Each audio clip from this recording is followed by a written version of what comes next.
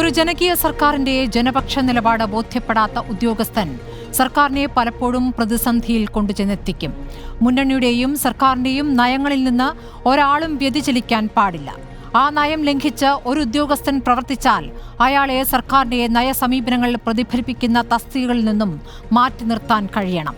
ഇടതുപക്ഷ രാഷ്ട്രീയ നയസമീപനങ്ങൾ ജനങ്ങളിൽ സംശയങ്ങൾ ജനിപ്പിക്കുന്നതാകരുത്. വാചകങ്ങൾ CPI ദേശീയ എക്സിക്യൂട്ടീവ് അംഗം പ്രകാശ് ബാബുവിൻ്റേതാണ്. ജനയുഗത്തിൽ വന്നതാണ്. കമ്മ്യൂണിസ്റ്റ് പാർട്ടി ഓഫ് ഇന്ത്യയുടേതാണ്. CPI അവരുടെ മുഖപത്രത്തിലൂടെയും പിന്നീട് പരസ്യമായും പറഞ്ഞിട്ട് 2 ദിവസമേ ആയുള്ളൂ. അങ്ങനെയെങ്കിൽ ആരോപണങ്ങൾ ഉന്നയിച്ചതുകൊണ്ട് മാത്രം അജിത് കുമാറിനെതിരെ നടപടിയില്ല എന്ന മുഖ്യമന്ത്രിയുടെ മറുപടി പ്രതിപക്ഷത്തിന് മാത്രമാണോ? അൻവറിന് മാത്രമാണോ? മാധ്യമങ്ങൾക്ക് മാത്രമാണോ? CPIക്കുള്ളത് കൂടിയാണോ?